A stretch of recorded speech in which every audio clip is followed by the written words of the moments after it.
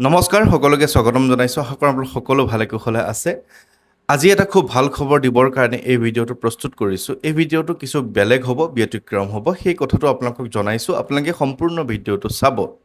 এইবাৰ চৰাইদেউ, শিৱসাগৰ, যোৰহাট বা তেনে ঠাইসমূহত যি বানে প্ৰলয়ংকাৰী ৰূপ লৈছিলে, সেই বানপানীত আক্ৰান্ত লোকসকলক আমি আমাৰ ফালৰ পৰা যিমানখিনি পাৰোঁ অসমৰ প্ৰত্যেকজন লোকে নিজৰ নিজৰ সামৰ্থ্য সহযোগিতা অনুসৰি তেওঁলোকে সহায় সহযোগ কৰিছিলে, যিমানখিনি যেনেধৰণে যোনে পাৰে।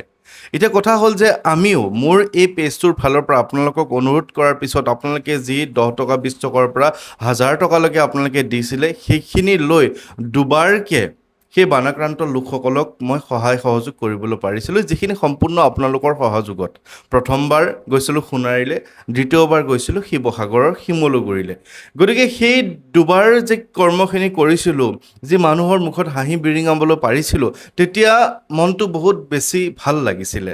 আৰু সেই কথাটো তেতিয়াই মনত ভাবিছিলোঁ যে এয়াইতো শেষ কৰিব নোৱাৰোঁ, কাৰণ বানপানী এইবাৰ হৈছে শিৱসাগৰত। কিন্তু শিৱসাগৰ বুলিয়ে নহয়, অসমত এনেধৰণৰ মানুহো আছে, এনেধৰণৰ ছাত্ৰ ছাত্ৰী আছে, যিসকল ছাত্ৰ ছাত্ৰীৰ সঁচাকৈ দৰিদ্ৰতাৰ বাবে এটা স্কুলৰ বেগ নাই, এখন লিখিব পৰা বহি নাই, বেগ নাই, পেঞ্চিল নাই, পেন নাই, কোনো এজন লোকৰ ঘৰত চৌকাটো জ্বলা নাই, তেওঁলোকৰ ঘৰত দৰিদ্ৰতাৰ বাবে তেওঁলোকে এসাঁজ খাই এসাঁজ খাব পৰা নাই।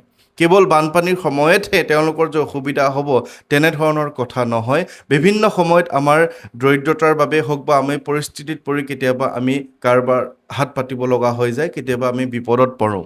গতিকে মই তেতিয়া যি মনলৈ ভাৱ আহিছিলে, সেই কথাখিনি ভাবি এটা পদক্ষেপ ল'ম বুলি মনতে ভাবিছিলোঁ, আৰু সেই পদক্ষেপটোৰ সদ্যহতে এটা নাম দিছোঁ। সেই নামটো হৈছে হোপ এণ্ড হিউমেনিটি ফাউণ্ডেশ্যন বাই গুঞ্জন বৰা, আশা আৰু মানৱতা ফাউণ্ডেশ্যন, তেনেধৰণৰ এটা নাম দিয়া হৈছে, য'ত মানুহৰ আশা থাকিব আৰু আমাৰ ভৰসাবোৰ থাকিব, আৰু য'ত থাকিব বিশ্বাস।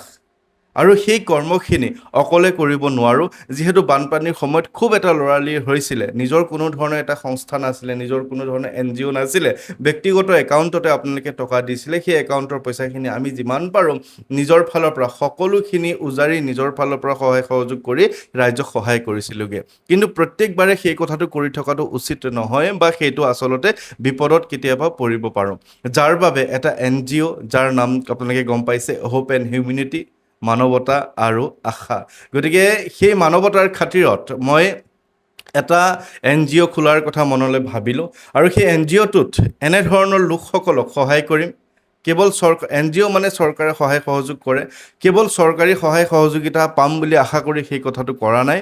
যিহেতু এটা মাধ্যমৰ যোগেদিহে মানুহক সহায় কৰিব পৰা যায়, ব্যক্তিগতভাৱে ইমানখিনি সহায় সহযোগ কৰিব পৰাটো আমাৰো ইমান সামৰ্থ্য নাই। গতিকে আপোনালোকে যদি ইচ্ছা কৰে, সেই সংস্থাটোত, সেই NGOটোত আপোনালোকে কেতিয়াবা 1 টকা, কেতিয়াবা 5 টকা, যদি ভাবিছে যে মই আজি হোটেলত গৈ 100 টকাৰ খাইছোঁ, 10 টকা এটা মই NGOটোত দিব পাৰোঁ, আপোনালোকে সেই NGOটোত দিব পাৰে, যাৰ দ্বাৰা কোনোবা এজন ছাত্ৰ ছাত্ৰীৰ সহায় হ'ব, যাৰ দ্বাৰা কোনোবা এখন ঘৰত চৌকা জ্বলিব। তেনেধৰণে এটা কথা মনলৈ ভাবিছোঁ।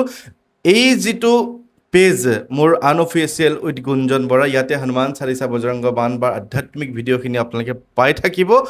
য'ত NGOৰ কামখিনি কৰিম, য'ত মানুহক সহায় কৰিম, সেই পেজটো বেলেগ হ'ব।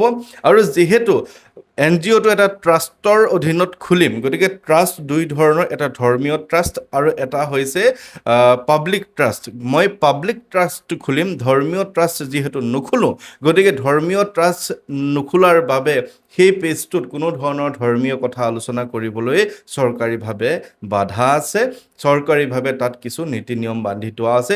পাব্লিক ট্ৰাষ্টত যিকোনো ধৰ্মৰ লোকে সহায় সহযোগ কৰিব পাৰে, আৰু সেই NGOটোৰ পৰা যিখিনি সহায় সহযোগ হ'ব, সেইখিনি যিকোনো ধৰ্মৰ লোকে সেই অনুদান, সেইখিনি এটা হিতাধিকাৰী হিচাপে গ্ৰহণ কৰিব পাৰে। গতিকে মানুহ বিপদত ধৰ্ম চাই নপৰে। আমি যদিও এটা ধৰ্মত, নিজৰ ধৰ্মটো অত্যন্ত ভাল পাওঁ, আমি হনুমান চালিচা, বজৰংগ বাণৰ প্ৰচাৰ কৰোঁ, এই প্ৰচাৰখিনি কেৱল এই পেজটোতে থাকিব। অন্য যিটো পেজ হ'ব, হোপ এণ্ড হিউমেনিটি ফাউণ্ডেশ্যন বাই গুঞ্জন বৰা, সেই পেজটোৰ লিংকটো তলত দি দিছোঁ, তাত আপোনালোকে ফ'ল' কৰি ৰাখিব। যি যেনেকৈ য'ত পাৰোঁ, বাটে পথে যেনেকৈ যিমান সহযোগ কৰিব পৰা যায় সেইখিনি কৰিম। এতিয়া কিছু চৰকাৰী নীতি নিয়মৰ কথা আছে, ৰেজিষ্ট্ৰেশ্যনৰ কথা আছে ৰেজিষ্ট্ৰেশ্যন লাহে লাহে হৈ থাকিব কিন্তু সহায় সহযোগখিনি নিজৰ ফালৰ পৰা কৰি থাকিম যেতিয়া ৰেজিষ্ট্ৰেশ্যন কৰা হ'ব তেতিয়া আপোনালোকক একাউণ্ট নম্বৰ দিম আপোনালোকে 10 টকা 5 টকা 1 টকা 2 টকা দিব তাৰ দ্বাৰাও আপোনালোকে মোক এটা মাধ্যম বনাই ল'ব আপুনি দিব মই ৰাইজক সহায় কৰিম গতিকে আশা কৰোঁ আপোনালোকে এই পদক্ষেপটো ভাল পাইছে আৰু সকলোৰে সহায় সহযোগিতা কামনা কৰি এই ভিডিঅ'টো মই ইমানতে সামৰণি কৰিছোঁ আৰু আপোনালোকক খবৰটো জনালোঁ কেনে হৈছে জনাব আৰু তলৰ যিটো পেজ দিছোঁ সেই পেজটো আপোনালোকে ফ'ল' কৰি ৰাখিব ধন্যবাদ সকলোৰো ভালে থাকিব